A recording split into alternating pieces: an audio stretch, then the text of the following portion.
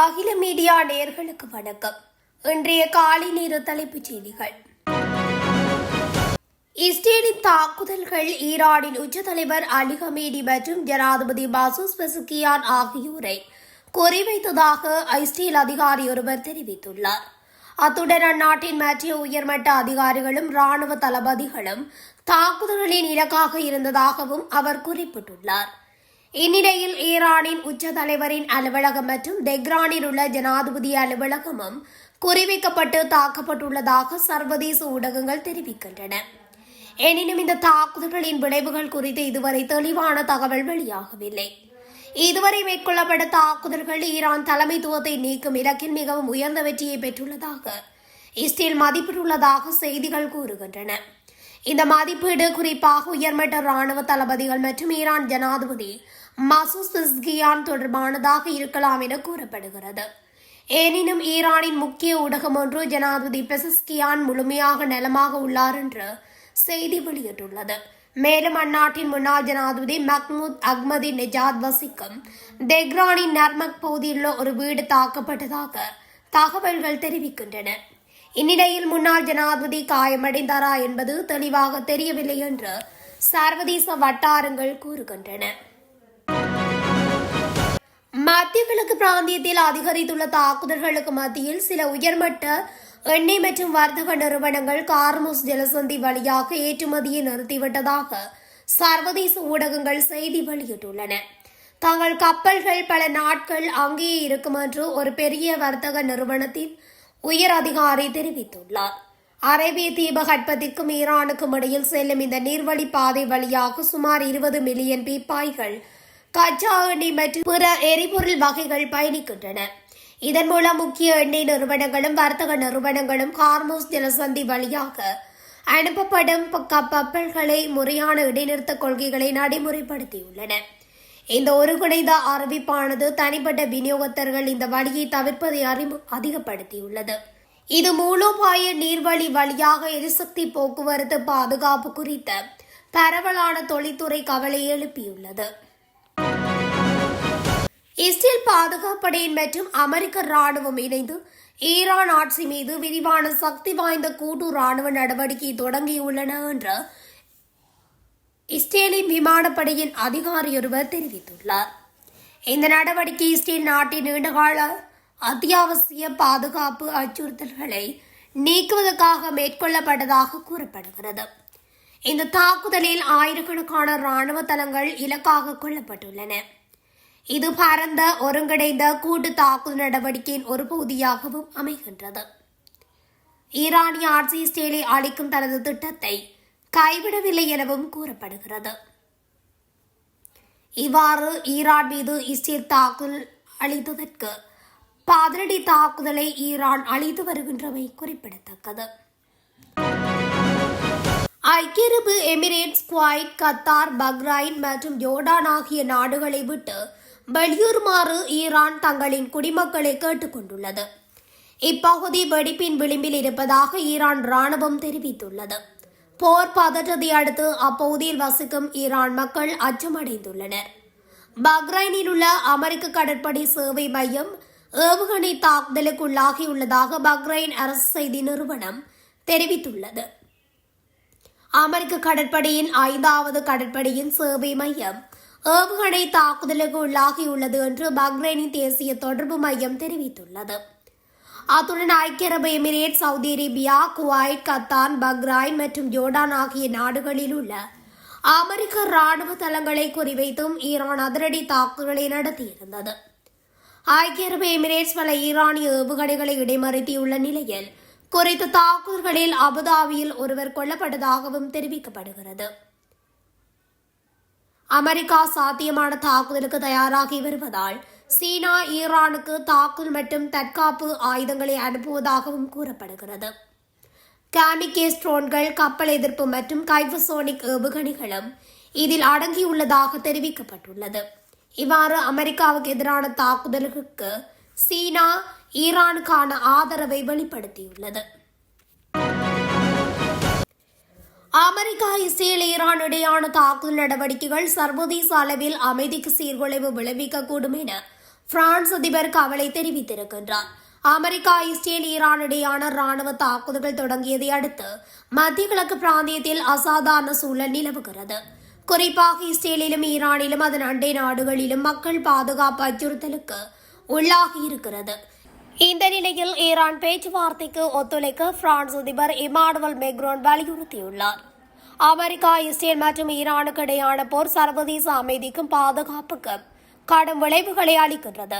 முடிவெடுக்க வேண்டிய இத்தருணத்தில் எங்களது தேச எல்லை, குடிமக்கள் மற்றும் தேச நலன்சார் பாதுகாப்பை உறுதி செய்ய தேவையான ஒவ்வொரு நடவடிக்கையும் எடுக்கப்பட்டுள்ளது. மேலும் எங்களது நெருங்கிய கூட்டாளிகளை பாதுகாக்க தேவையான நடவடிக்கைகளை எடுக்கவும் அவர்கள் வேண்டிக் கேட்டுக்கொண்டால் பிரான்ஸ் தயாராக உள்ளது என்றும், அதிகரிக்கும் தாக்குதல்கள் அனைவருக்குமே ஆபத்தானது, இது நிறுத்தப்பட வேண்டும் என்றும் பிரான்ஸ் அதிபர் மேக்ரோன் வலியுறுத்தியுள்ளார். மத்திய கிழக்கில் நிலவும் பதற்றம் காரணமாக ஈரான் தற்போது முழுமையான இணைய முடக்கத்தை எதிர்கொண்டுள்ளதாக இணைய கண்காணிப்பு சேவையான நெட்பிளாக்ஸ் தெரிவித்துள்ளது. ஈரானில் இணையம் துண்டிக்கப்படுவது இது முதல் முறையல்ல. கடந்த முறை இணையம் முடக்கப்பட்ட போது ஒரு சிலர் ஸ்பேஸ் எக்ஸ் நிறுவனத்தின் ஸ்டார்லிங் செயற்கைக்கோள் இணையம் மற்றும் VPN போன்ற முறைமைகளை பயன்படுத்தி இணையத்தை பெற்றனர். தற்போது இணைய வசதியை பெற்றுள்ளவர்களும் அதே போன்ற வழிகளையே மீண்டும் பயன்படுத்த முயற்சிப்பார்கள் என எதிர்பார்க்கப்படுகிறது. இதேவேளை ஈரானின் முக்கிய செய்தி இணையதளங்களுக்குள் சைபர் குழுக்கள் ஊடுருவியுள்ளதாகவும் சர்வதேச செய்திகள் தெரிவித்துள்ளன. ஆப்கானிஸ்தான் மீது பாகிஸ்தான் ராணுவம் மேற்கொண்டு வரும் நடவடிக்கையில் இதுவரை 331 தலிபான்கள் மற்றும் அவர்களது கூட்டாளிகள் கொல்லப்பட்டதாக தெரிவிக்கப்பட்டுள்ளது. ஆப்கானிஸ்தானில் பயங்கரவாதிகளுக்கு எதிராக ஆபரேஷன் கசாப் லிகா எனும் பேரில் பாகிஸ்தான் வான்வழி தாக்குதல்களை மேற்கொண்டது. இதற்கு தாலிபான்கள் பதில் தாக்குதல் நடத்தியதை தொடர்ந்து இரு நாடுகளுக்கும் இடையில் மோதல் வெடித்துள்ளது. இந்த நிலையில் ஆப்கானிஸ்தான் மீது நடத்தப்பட்ட தாக்குதல்களில் 331 தாலிபான் வீரர்கள் மற்றும் அவர்களது பயங்கரவாத கூட்டாளிகள் கொல்லப்பட்டதாகவும் 500க்கும் மேற்பட்டோர் படுகாயமடைந்துள்ளதாகவும் பாகிஸ்தான் அரசு தெரிவித்துள்ளது. பாகிஸ்தானின் போர் விமானம் ஆப்கானிஸ்தானில் சுட்டு வீழ்த்தப்பட்டு அதன் விமானி உயிருடன் சிறைப்பிடிக்கப்பட்டுள்ளார். ஆப்கானிஸ்தானின் காபூல், கந்தாகர் உள்ளிட்ட நகரங்களை குறிவைத்து கடந்த வெள்ளிக்கிழமை பாகிஸ்தான் ராணுவ நடவடிக்கைகளை மேற்கொண்டது. இதனால் இரு நாடுகளுக்கும் இடையில் மோதல் வெடித்தது. இந்த நிலையில் ராணுவ நடவடிக்கையில் ஈடுபட்ட பாகிஸ்தானின் போர் விமானம் ஒன்று ஆப்கானிஸ்தானின் ஜலலாபாத் பகுதியில் சுட்டு வீழ்த்தப்பட்டதாக அந்நாட்டு பாதுகாப்படையினர் தெரிவித்துள்ளனர். இந்த விமானமானது அமெரிக்கா தயாரிப்பு விமானமாகும். இதுகுறித்து கிழக்கு ஆப்கானிஸ்தான் ராணுவத்தின் செய்தி தொடர்பாளர் வாகிதுல்லா முகமதி கூறுகையில், சுட்டு வீழ்த்தப்பட்ட பாகிஸ்தான் போர் விமானத்தின் விமானி உயிருடன் சிறைப்பிடிக்கப்பட்டதை உறுதி செய்துள்ளார். இஸ்ரேல் தனது நாட்டிற்கு எதிராக ஏவுகணை தாக்குதலை நடத்தியதாக கூறியதை தொடர்ந்து ஈரானில் அமெரிக்கா பெரிய போர் நடவடிக்கைகளை தொடங்கியுள்ளதாக அமெரிக்க அதிபர் டொனால்ட் ட்ரம்ப் தெரிவித்திருந்தார். கத்தார், ஐக்கிய அரபு Emirates, Kuwait, Bahrain, Syria, Jordan மற்றும் ஈராக் உள்ளிட்ட பல மத்திய கிழக்கு நாடுகளில் இஸ்ரேல் மற்றும் அமெரிக்க சொத்துக்களை குறிவைத்து ஈரான் பதிலடி கொடுத்திருந்தது. ஈரானின் தலைநகர் தெஹ்ரானில் பல வெடிச்சத்தங்கள் கேட்டன. அதே நேரத்தில் நாடு முழுவதும் பல இடங்களிலும் குண்டு வெடிப்புகள் பதிவாகின. தாக்குதல்கள் பரிமாற்றத்துக்கு மத்தியில் பிராந்தியம் முழுவதும் பல நாடுகள் தங்கள் வாழ்வெடியை தங்கள் வான்வெளியை மூடியுள்ளன. ஈரான் மீது அமெரிக்காவும் இஸ்ரேலும் நடத்திய எந்தவொரு தூண்டுதலும் இல்லாத ஆயுத தாக்குதலை ரஷ்ய வெளியுறவு அமைச்சர் செர்ஜி லாவ்ரோவ் சனிக்கிழமை கண்டித்துள்ளதாக அமைச்சக அறிக்கை தெரிவித்துள்ளது. ஈரானிய வெளியுறவு அமைச்சர் ஜயத் அப்பாஸ் அராக்சியுடன் தொலைபேசியில் பேசிய லாவ்ரோவ், ஈரான் மீதான தாக்குதல்கள் சர்வதேச சட்டத்தின் கொள்கைகள் மற்றும் விதிமுறைகளை மீறுவதாகவும், பிராந்தியம் மற்றும் உலகளாவிய ஸ்திரத்தன்மை மற்றும் பாதுகாப்பிற்கான கடுமையான விளைவுகளை புறக்கணிப்பதாகவும் குறிப்பிட்டுள்ளார். சர்வதேச சட்டம், பரஸ்பர மரியாதை மற்றும் நலன்களின் சமநிலை ஆகியவற்றின் அடிப்படையில் அமைதியான தீர்வுகளை தேடுவதற்கு உதவுவதற்கு ஐநா பாதுகாப்பு கவுன்சில் உட்பட்ட ரஷ்யாவின் தயார் நிலையை அவர் குறிப்பிட்டுள்ளார். ஈரானுக்கு எதிரான தாக்குதல்களை உடனடியாக நிறுத்திவிட்டு அரசியல் மற்றும் ராஜதந்திர தீர்வுக்கு திரும்ப வேண்டியதன் அவசியத்தையும் லாவ்ரோவ் வலியுறுத்தினார். அமெரிக்கா மற்றும் இஸ்ரேலிய ஆக்கிரமிப்பை முறியடிக்க ஈரானிய தலைமை எடுத்த நடவடிக்கைகள் குறித்து அராக்சி தனது பங்கிற்கு லாவ்ரோவிடம் விளக்கினார். ஈரான் அவசரமாக ஐநா பாதுகாப்பு கவுன்சிலின் கூட்டத்தை கூட்ட திட்டமிட்டுள்ளதாகவும் அந்த அறிக்கையில் தெரிவிக்கப்பட்டுள்ளது. அமெரிக்காவும் இஸ்ரேலும் இணைந்து நேற்று ஈரான் மீது தாக்குதலை தொடங்கிய நிலையில் அமெரிக்காவுக்கு ஈரான் எச்சரிக்கை ஒன்றை விடுத்துள்ளது. ஈரானிய நாடாளுமன்றத்தின் தேசிய பாதுகாப்பு ஆணையத்தின் தலைவர் இப்ராஹிம் அசிசி தனது உத்தியோகபூர்வ எக்ஸ் தளத்தில் அமெரிக்காவை எச்சரிக்கும் வகையில் பதிவொன்றை வெளியிட்டுள்ளார். அந்த பதிவில், நாங்கள் உங்களை எச்சரித்தோம், இப்போது நீங்கள் ஒரு பாதையில் செல்ல தொடங்கிவிட்டீர்கள், அதன் முடிவு இனி உங்கள் கட்டுப்பாட்டில் இல்லை என்று குறிப்பிட்டுள்ளார்.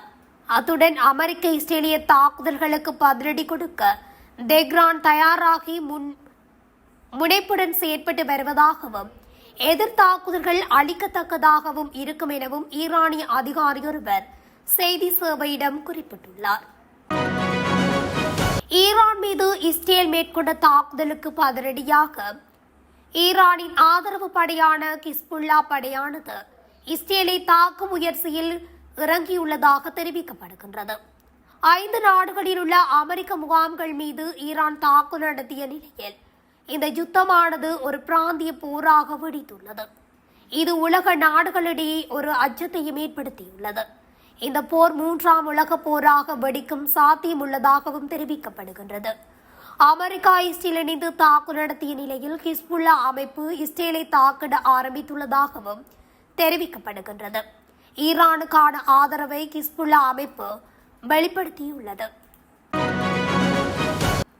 செங்கடல் பகுதியில் மீண்டும் தாக்குதலை தொடங்கப் போவதாக கவுதி படையினரும் அறிவித்துள்ளனர். செங்கடல் வழியாக செல்லும் வணிக கப்பல்கள் மீது மீண்டும் தாக்குதலை தொடங்கப் போவதாக ஈரான் ஆதரவு பெற்ற ஏமனின் கவுதி கிளர்ச்சியாளர்கள் படை அறிவித்துள்ளது. இந்த தகவலை கவுதி கிளர்ச்சியாளர்கள் படையின் முக்கிய அதிகாரி செய்தி நிறுவனத்திடம் தெரிவித்துள்ளார். உலகின் முக்கியமான வணிக கடல் வழியாக கருதப்படும் செங்கடல் பகுதியில் மீண்டும் தாக்குதலை தொடங்கப் போவதாகவும் கவுதி படையினர் அறிவித்திருப்பதும் அதிர்ச்சி ஏற்படுத்தியுள்ளது. இத்துடன் அகில மீடியாவின் இன்றைய உலகத்தின் முக்கிய காலை நேர தலைப்புச் செய்திகள் நிறைவடைகின்றன. தொடர்ச்சியாக செய்திகளை அறிந்து கொள்ள அகில மீடியா ஊடகத்துடன் இணைந்திருங்கள். நன்றி, வணக்கம்.